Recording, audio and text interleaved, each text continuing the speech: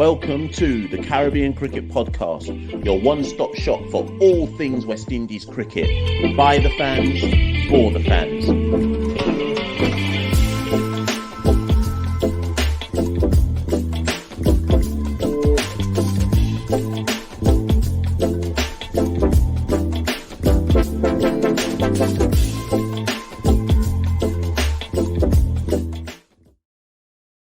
Yes, ladies and gentlemen, welcome back to the first proper edition of the Caribbean Cricket Podcast in 2024. If you haven't seen our award show, which we actually did on the 1st of January, but if you haven't seen our award show for 2023, make sure you go and watch that one. But welcome back for the brand new year, the brand new West Indies year, as we go again with West Indies cricket, the men's senior team, the women's senior team, the under-19 teams, boys, girls, etc., A teams, all representative teams that play for the West Indies. We got you on the Caribbean Cricket Podcast. And Santoki, we're going to start off the year with a really interesting episode because everyone's got their eyes supposedly on the men's senior tour of Australia, which is they're in Australia right now, but that's due to start next week with a warm-up game. But there's big events on the horizon. We've got an under-19 boys World Cup due to start in South Africa, originally scheduled for Sri Lanka in South Africa. And we're delighted, Santoki, to be able to have the captain and vice captain of the men's of the under-19 team with us. But what's your initial thoughts on all that, Santoki? Yeah, as you said, Mash, 2024, we're here. World Cup, Under-19 World Cup starts in just about 2.5 weeks in South Africa. I know there was a late venue change. It changed from Sri Lanka to South Africa. But we're going, South Africa, we famously won the Under-19 World Cup in 2016. So West Indian fans will be hoping for a repeat in 2024. And as you said, we've got two young men coming on the podcast today, captain and vice captain of that side. So Mash, let's bring them on. Introduce them first and let's bring them on and get talking.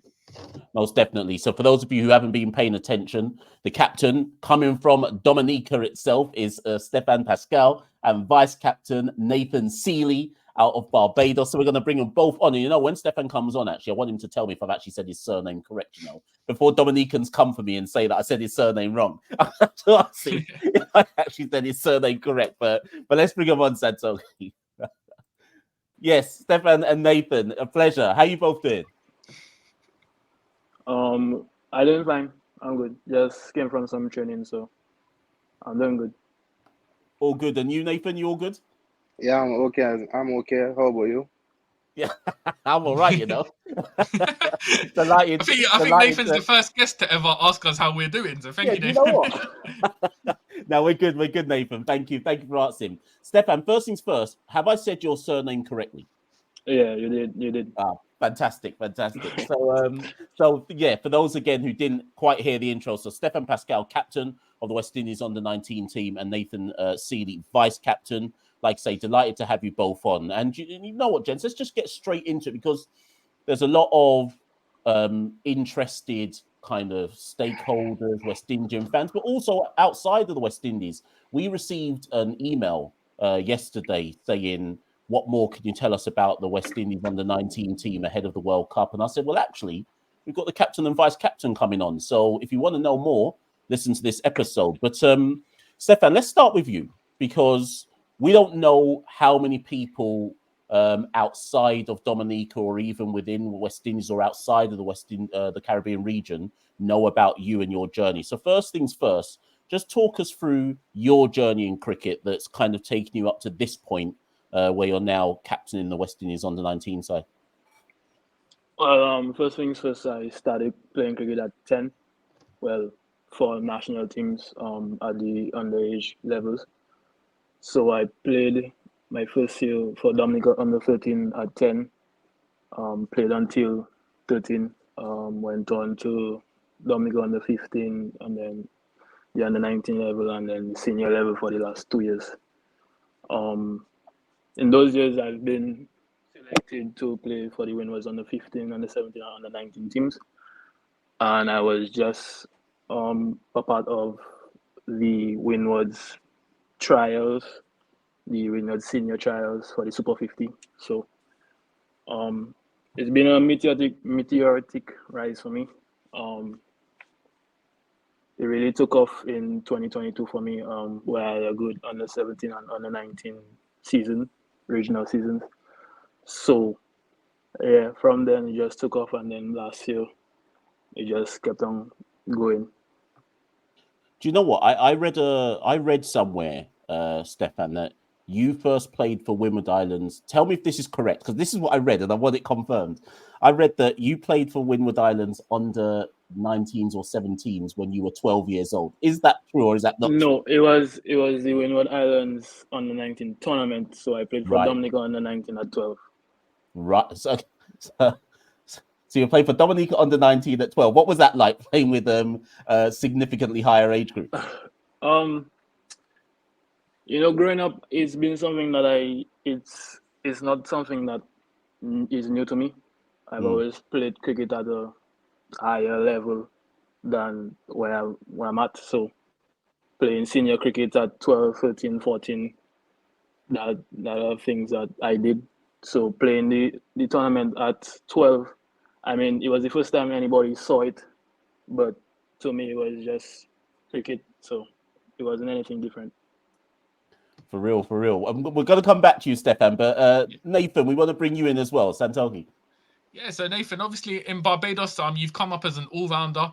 Left arm spin, interestingly, you back with your right hand as well. So, firstly, how did you get to master sort of bowling and batting? Was there something you preferred? What came first? Funny enough, actually, when I was younger, I used to bowl pace. Well, what we call pace, but not pace.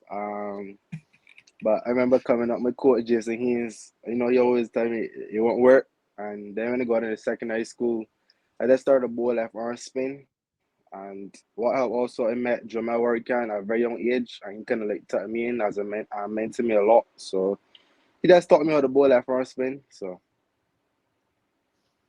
And so how did it come about that you bowl left arm spin, but you bat with your right hand?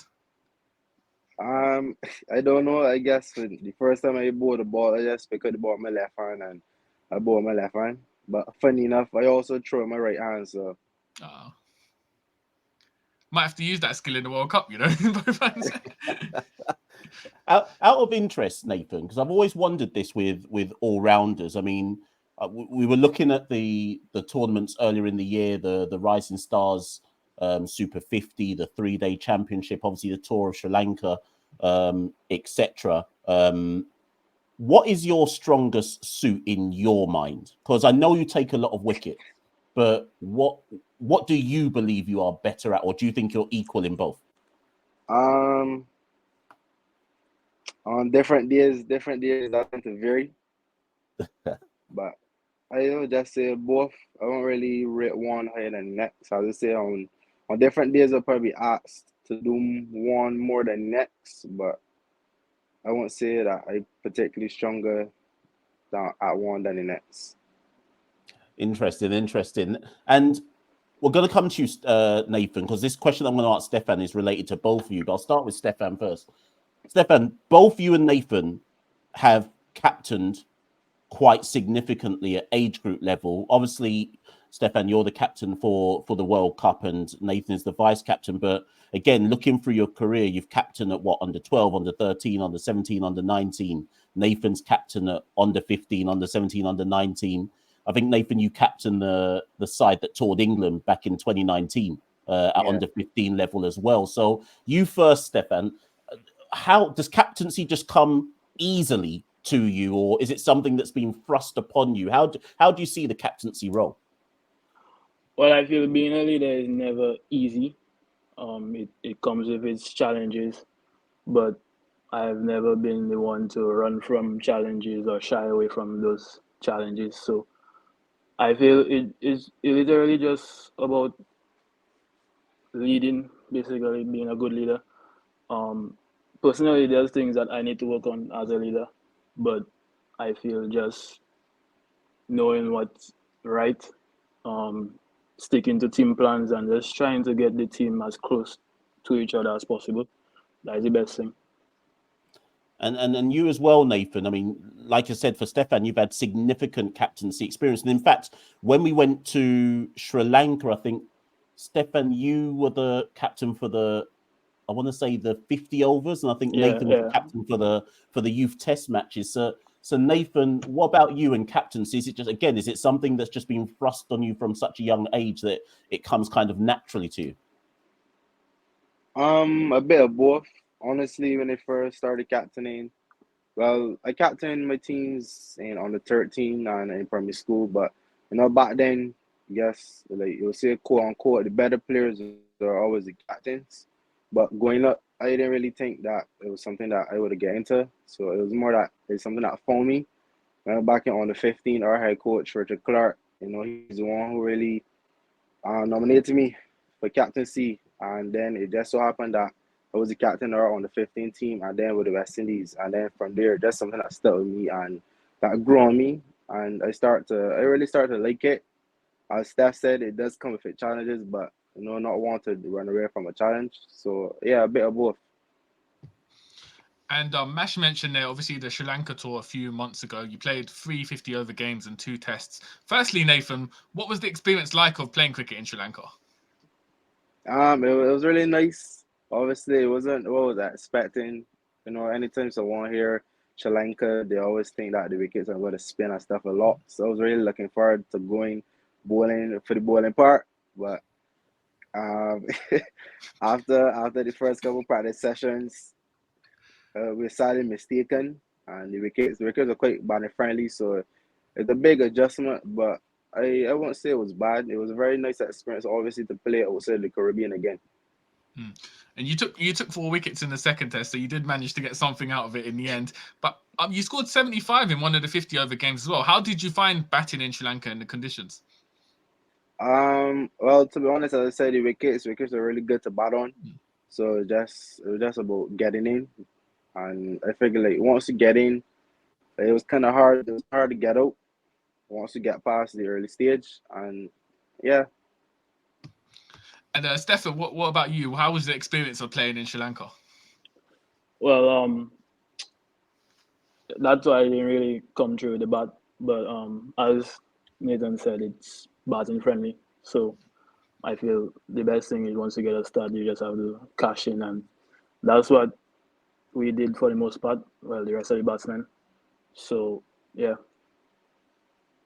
Out of interest, Stephan, I know Nathan mentioned Jamel Warrican earlier on, and we've seen this year Alec Athanaze has obviously kind of risen to the West Indies senior side.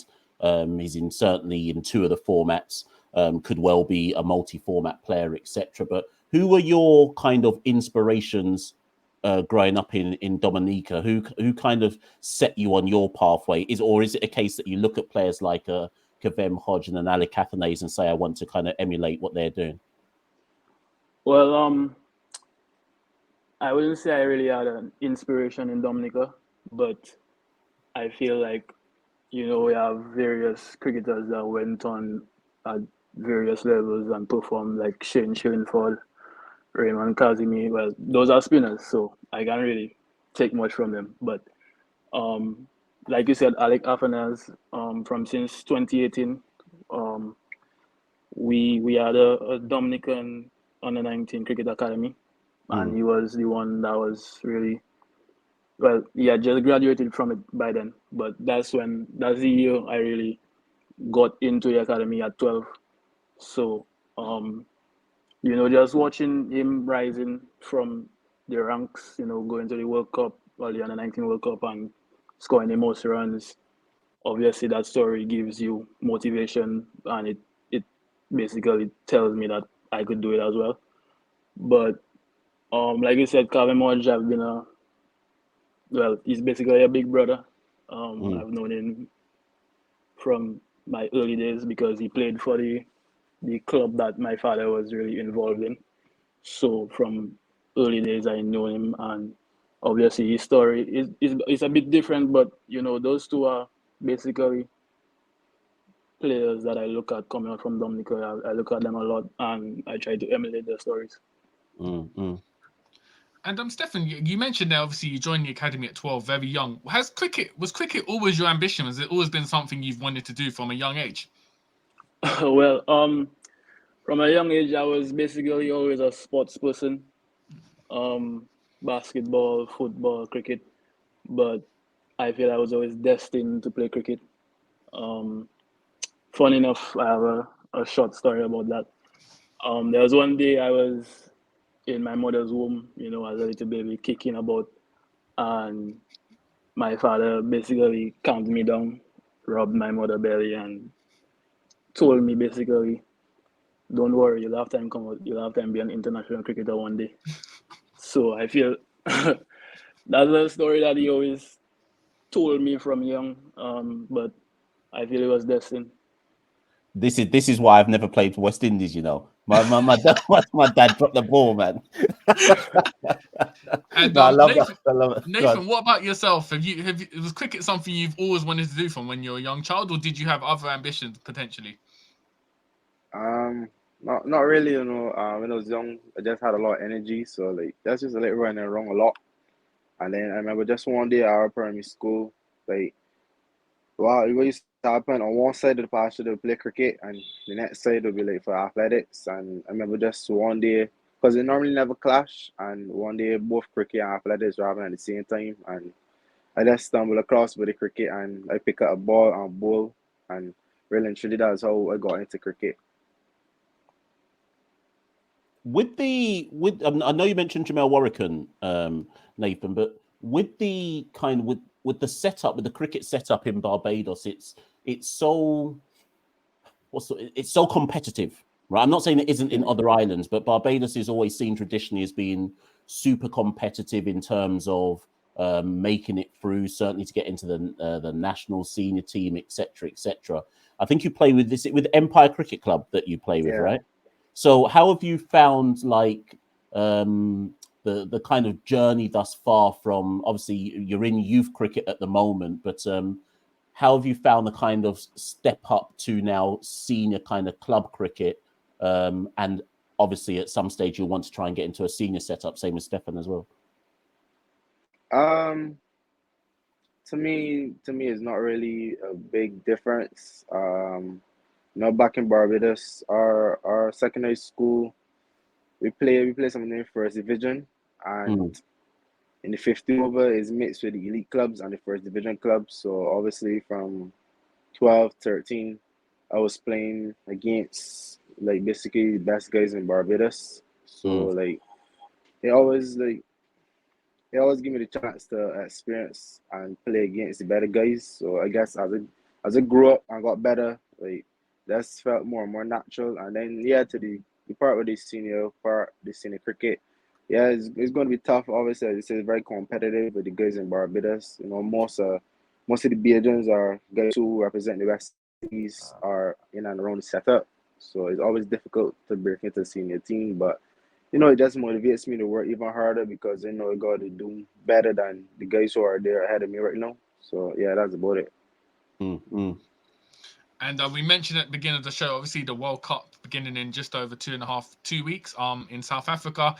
Stephan, how's preparations going for that? You mentioned you just finished training before this podcast. So how's everything going in terms of your preparation? Well, preparation has been good.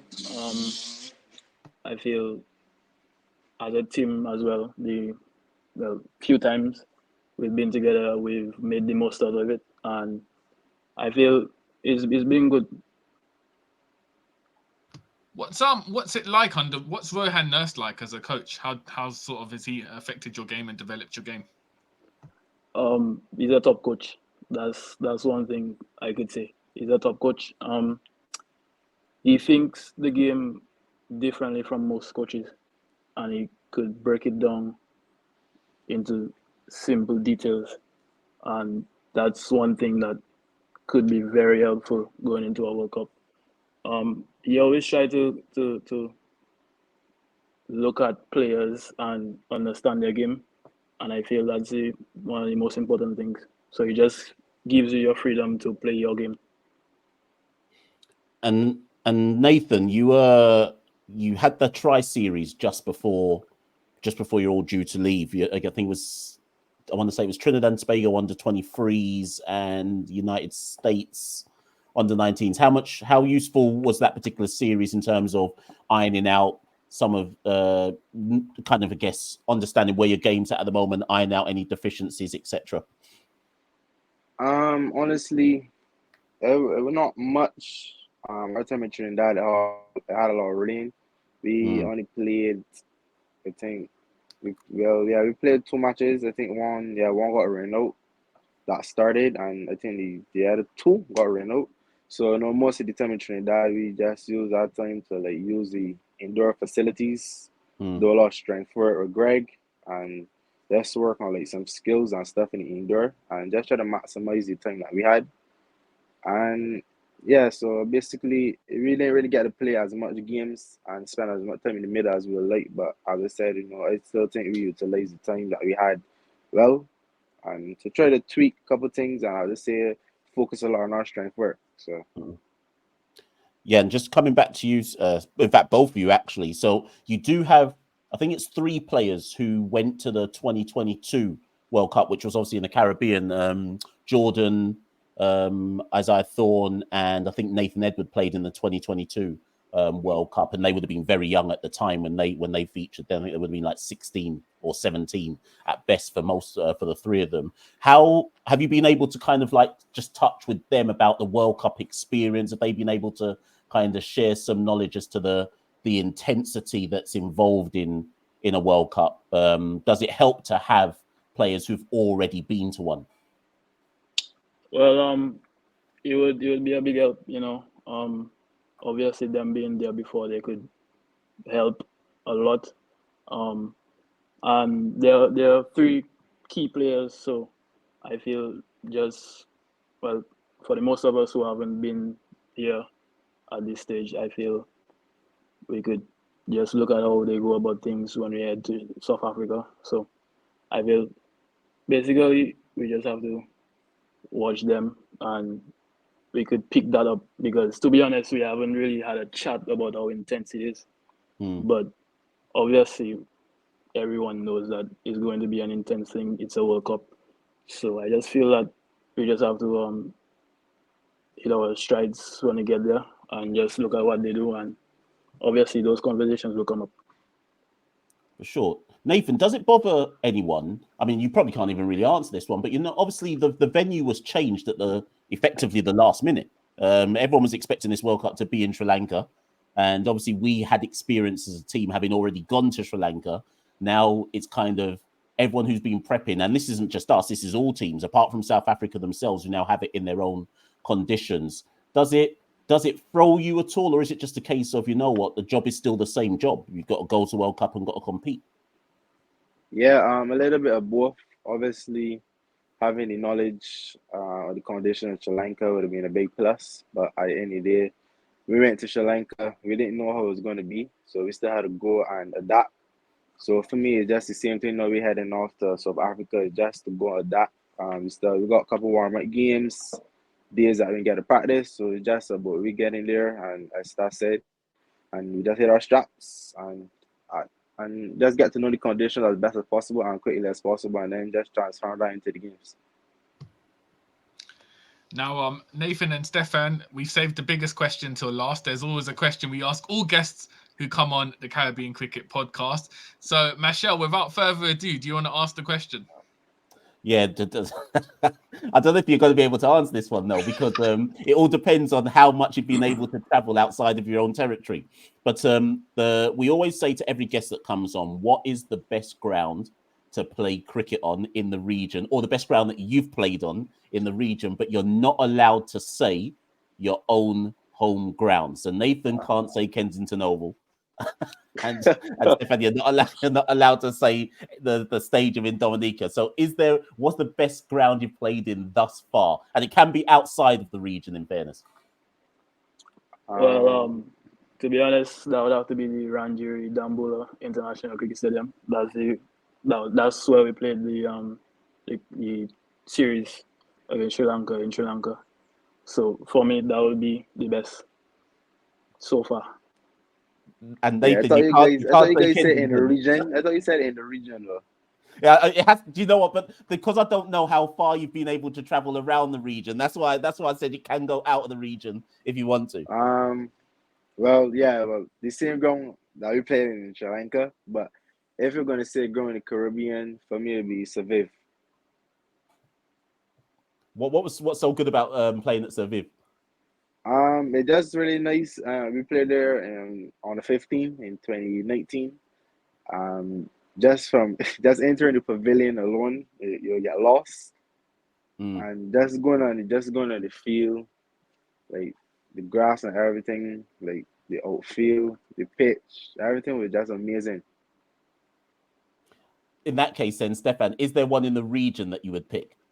Yeah, for me that would have to be the Darren Sammy cricket ground in St. Lucia. What you say? You're looking for a T20 call up, yeah? No, just I feel that's the quickest pitch in the Caribbean. So I feel like it allows you to play your shots, and it's a good test between bat and ball. Well, guys, thank you so much for coming on the Caribbean Cricket Podcast. We appreciate you taking some time out to talk. And it goes without saying, good luck for the World Cup later on this month. We wish you all success here from both of us. Yeah, 100%. Thanks a lot. No thank worries. you. Cheers. Thank you, Nathan, and thank you, Stephan. Much appreciated for coming on the show. Ladies and gents, that was Stephan Pascal, the West Indies under-19 captain, Nathan Seeley, the vice-captain of the West Indies under-19 team. As we've always said, we always try to make sure that we bring you the kind of key players, the key stakeholders, just anything important around the region in terms of West Indies cricket. We wish the under-19 team all the best on their World Cup journey to South Africa. Make sure you're all tuning in, people. Obviously, stay locked into all of our channels. We'll let you know where you can watch those games in whichever part of the world that you're in. Make sure you keep rallying around the West Indies. Last words to you, Santoki. Yeah, as we said, we're going to rally. You know, we've got the tour of Australia coming up and then the under-19s at the end of the month. So it's going to be an action-packed month for the Caribbean Cricket Podcast. So keep an eye out for regular content. Continue to support. And never a dull day in West Indies cricket. So who knows what the next episode is going to be about. But whatever it is, we'll be there to unpick whatever happens, the latest ongoings in West Indies cricket. So thank you, guys. Take care, and we'll see you on the other side. We rule the cricket world. Now the rule seems coming. Welcome to the Caribbean Cricket Podcast, your one-stop shop for all things West Indies cricket. By the fans, for the fans.